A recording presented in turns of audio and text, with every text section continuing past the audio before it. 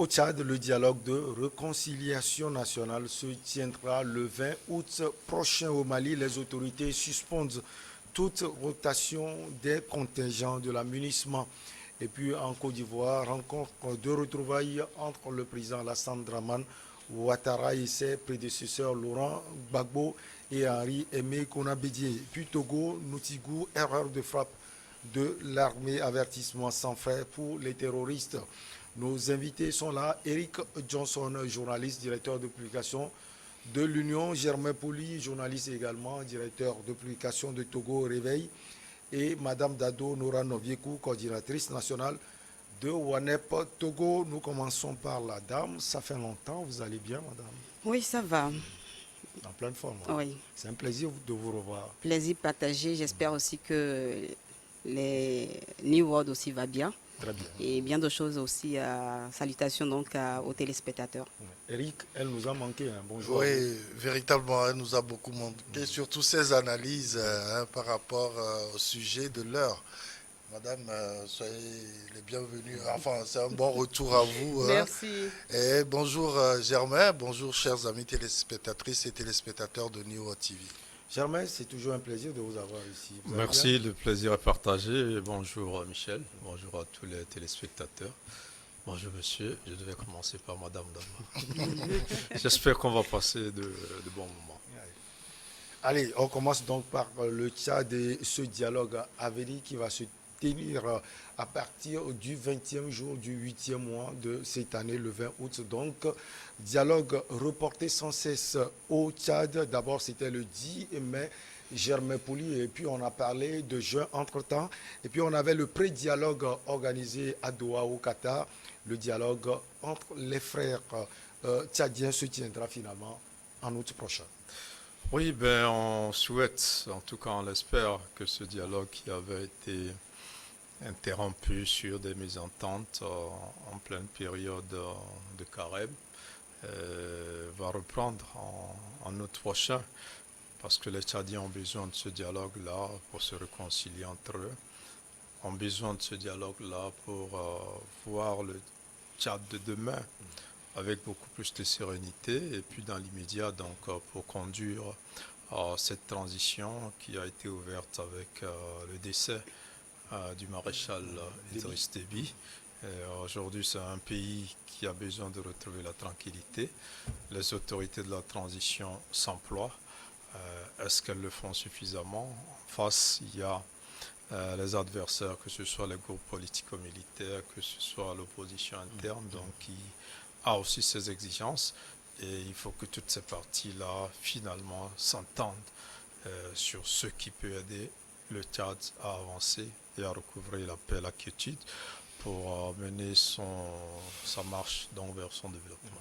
Alors, madame, il y avait, si on peut le dire, un échec à Doha, ou bien c'est une réussite. Ce dialogue aura lieu entre les partis politiques, les partis démocratiques, bien sûr. Il y aura également les groupes militaires, sans oublier le pouvoir en place. Comment vous voyez ce dialogue à venir? Alors, comme Germain l'a dit, je crois que d'abord, on espère que ça va se tenir parce que, comme tu l'as dit déjà en entame, d'autres dialogues ont été programmés mais n'ont pas eu lieu. Et donc, c'est d'abord un espoir que ça puisse se tenir. Ensuite, c'est peut-être espérer aussi que les différents acteurs puissent aller à la table de ce dialogue dans la vérité et l'humilité. Parce que le Tchad aujourd'hui a quand même traversé beaucoup de choses. Il y a pas mal de frustrations qui sont là. Il y a pas mal de divergences sur un certain nombre de choses, de points de vue. Et donc, il est clair que sans concilier un peu les avis, sans trouver de consensus, il ne pourrait pas y avoir un issue favorable ou un issue heureux. Et donc, naturellement, quand on parle de dialogue, c'est que chacun puisse apporter sa contribution. Donc, d'abord, l'humilité, parce que chacun, a priori, a raison quelque part. Mais là, on veut trouver un terrain d'entente pour sauver le pays d'une situation assez compliquée et complexe. Et donc, forcément, il y a besoin de faire des compromis. tout en gardant aussi sa logique, parce que chacun vient quand même avec une logique qu'il défend, mais que l'intérêt supérieur du pays soit mis en avant. Et si ils arrivent à ça, je crois que ça serait un nouveau départ pour le Tchad. Alors comment je le vois, je sais que ça ne serait pas aisé. Je me dis que ça ne serait pas facile, cette rencontre, cette discussion. D'abord, espérons que ça puisse se tenir et ensuite, espérons que les uns et les autres puissent mettre le Tchad en avant et pas les intérêts individuels. Alors, Eric Johnson, vu la situation actuelle dans ce pays, qu'est-ce qui sera débattu concrètement à partir du 20 août, selon vous? D'abord, je voudrais un peu retracer la petite histoire du Tchad pour parler de ce dialogue inclusif. Vous savez que le président Idriss Déby a été tué au front, c'était le 19 avril 2021. Et le lendemain, tout de suite, son fils a pris le pouvoir. Et donc, ça a été quand même, je ne sais pas, contesté par l'ensemble de la classe politique d'opposition et même par les pays, les grandes démocraties mondiales. Et donc, le nouveau chef d'État, le président du Conseil militaire de transition, Mamad Déby, a tout de suite dit qu'il y aura 18 mois après des élections et avant ces élections, il y aura un dialogue inclusif. Ça veut dire que l'objectif de ce dialogue-là aujourd'hui, c'est l'organisation des élections générales et municipales et tout ce que vous savez. Toutes les élections. Et donc, quand on fait une telle annonce à un pays qui a choisi comme mode de gestion la démocratie, mode de gouvernance politique la démocratie, c'est qu'il faut respecter quand même sa parole. Aujourd'hui, ce qui se passe, c'est que les opposants, ils le savent très bien. Ils savent que le comité militaire de transition ne va pas tout accepter. Néanmoins, ils y vont avec l'espoir de pouvoir recueillir quelque chose.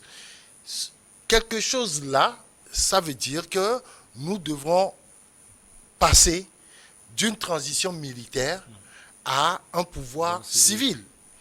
Mais est-ce que le pouvoir en place aujourd'hui, le CNT, voit la chose de cette manière?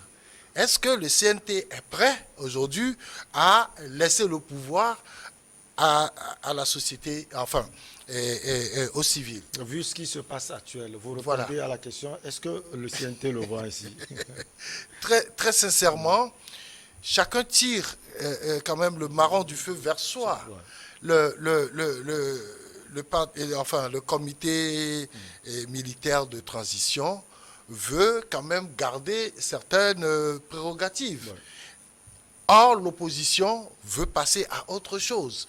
Nous avons accepté que vous gardiez le pouvoir pour nous permettre d'asseoir des institutions démocratiques. Maintenant, il faut faire cette ouverture-là pour que nous puissions aller de l'avant. Mais je crois que c'est identique pour nos démocraties qui sont toujours balbutiantes en Afrique. Oui, c'est difficile que ceux qui sont au pouvoir acceptent tout de suite de jouer le jeu pour que tout soit clair et qu'on aille à des élections transparentes, crédibles, acceptables par tous. Bon, ceci étant, c'est dire que le comité militaire de transition n'est pas prêt aujourd'hui à lâcher du lest. Il faut forcément que l'opposition joue quand même son rôle. Et moi, ce qui est très important pour moi, lorsque nous parlons de démocratie, puisque le Tchad a eu une histoire de guerre. L'histoire du Tchad se repose sur la guerre. Je me demande quand est-ce que ça va s'arrêter, mais il faut qu'un jour que ça s'arrête pour que les populations puissent souffler. Et donc, il faut toujours dialoguer. Quelle que soit la situation, il faut accepter le dialogue.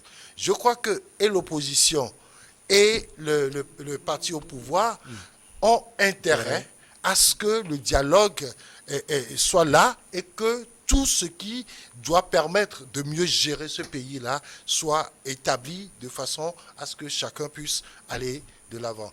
Mes collègues parlaient de développement du Tchad. Oui. Est-ce que réellement les politiques pensent à ça? Alors, Germain Pouli, tout à l'heure, Eric Johnson a dit que le choix de Mamad Déby a été contesté par presque toute la classe politique de l'opposition. Oui, je dis que certains ont aimé et apprécié cela. Ils ont avancé l'état actuel du pays et surtout les problèmes sécuritaires, sauf les groupes politico-militaires qui, à un certain moment, ont dit non, ça ne peut pas se passer ainsi. On a vu devant Succès Masra et autres qui a dénoncé chaque fois ce choix de Mamad Déby Itno. Alors, ma question, elle est simple. Vous pensez que les Tchadiens eux-mêmes seront au milieu et ont cette capacité d'aller au dialogue ou bien il faut quelqu'un qui soit au milieu? Alors, les Tchadiens ont envie d'aller à ce dialogue. Et rappelez-vous les conditions dans lesquelles le général Itno a été tué, le maréchal. Le maréchal. Alors, il sort d'une élection à laquelle il est proclamé vainqueur. Et cette élection a failli être empêchée, où il y a eu quand même une rébellion qui voulait empêcher cette élection. Il a été déclaré victorieux, mais en même temps, il se retrouve sur le front à combattre. Donc, pour préserver le pays, comme disait Eric, le pays a été souvent en guerre, a été souvent attaqué. C'est dans ces conditions que quand il meurt sur le front, le président de l'Assemblée nationale qui doit prendre le pouvoir dit non. Par rapport aux circonstances, il ne voudrait pas que ce soit une succession constitutionnelle normale. Bon, ça les gens ont trouvé à dire. Mais plus grave encore, c'est que aux obsèques d'Idriss Déby et quand son fils prend le pouvoir, c'est toute la communauté internationale qui assiste à ces obsèques-là, y compris le président français qui est très regardant sur le coup d'État et la prise de pouvoir par les militaires, qui est venu appuyer cela. Et on a appuyé cela pour la simple raison que le Tchad est un pays important dans la sécurisation de l'Afrique. On a vu un peu le rôle joué par le contingent tchadien, un peu dans la lutte contre le djihadisme et tout cela. Donc, au niveau du Tchad, on s'est dit, les règles démocratiques peuvent être enfreintes un peu, et parce qu'il y a des raisons sécuritaires. Donc c'est ce que le président Macron est venu malheureusement, ou heureusement, ça dépend de quel côté on se situe, donc appuyer cette transition-là et dire que la France était du côté du Tchad. Donc à partir de ce moment-là, vous savez un peu comment on réfléchit en Afrique. Quand on a l'onction de Paris, c'est comme si on avait la légitimité dans les urnes. Donc actuellement, le jeune Déby, il se comporte comme s'il avait été élu en réalité. Et comme Eric le disait, il ne semble pas vouloir partir à l'issue de cette transition-là. Parce qu'aujourd'hui, la discussion, on se dit, ceux qui ont dirigé la transition ne doivent pas aller aux élections. Eux, ils ne sont même pas encore sur ce sujet. Ils n'ont même pas envie qu'on discute de ce sujet. On parlait entre-temps de la prolongation de la transition même, 18 mois x 2. Voilà, donc c'est dire que c'est vrai que la situation tchadienne est très particulière, mais ce n'est pas une raison pour fouler aux pieds les règles de la démocratie. Mais en même temps, aujourd'hui, la sécurité dans un contexte international assez troublé laisse la place, malheureusement, à l'arrivée de certains militaires au pouvoir dans certains pays, qui pour la plupart finalement n'arrivent pas à régler les problèmes, parce que ceux qu'ils ont délogés à la présidence, ils n'ont pas fait mieux. En tout cas, on ne voit pas qu'ils font mieux. Alors pour revenir à ce dialogue, je pense simplement que les Tchadiens même en ont besoin, même Idriss Déby en a besoin pour diriger tranquillement, parce que ça ne sert à rien qu'il ait le pouvoir et qu'il passe son temps à combattre les ennemis et à devoir aussi aller au front. Comme son papa, il faut défendre le pays, donc il vaut mieux trouver une place sur une table, discuter et puis avancer. C'est vrai, au début, il a été très réticent pour associer certains groupes politico-militaires aux discussions, notamment ceux du FACT qui ont été, si on peut le dire, à la base de la mort donc, du maréchal Déby. Mais à la fin, il s'est rendu compte quand même qu'il ne peut pas diriger sans cette paix-là. Donc, je crois qu'en interne, les Tchadiens ont besoin d'évoluer vers la paix et les Qataris, dans le rôle, n'est pas totalement clair. Donc, dans cette situation, ont offert leur médiation, ont pu réunir les groupes politico-militaires, le pouvoir et les autres partis. On espère que cette reprise dans du dialogue va porter des fruits. Mais comme le disait, ça ne sera pas facile, ça ne sera pas du tout facile. Et il faut y aller et on espère qu'ils vont mettre le Tchad en avant. Alors, je voudrais juste dire un petit mot. C'est qu'il faut voir, le président Mahamat Déby, c'est un guerrier. Ça veut dire que se transformer aujourd'hui en démocrate et accepter les conditions que posent ou les lois que veulent les opposants, ça va être très difficile. Je me rappelle, il était encore colonel, c'était en 2006. Je l'ai rencontré à Niamey et quand on lui a posé une question, parce qu'ils étaient là dans le cadre d'une mission de l'ONU pour le Niger.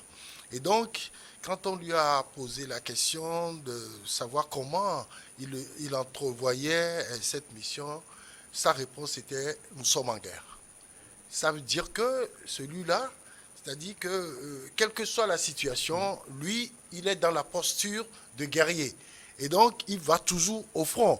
Ce n'est pas forcément son père seul qui allait au front. Lui aussi, il allait souvent au front.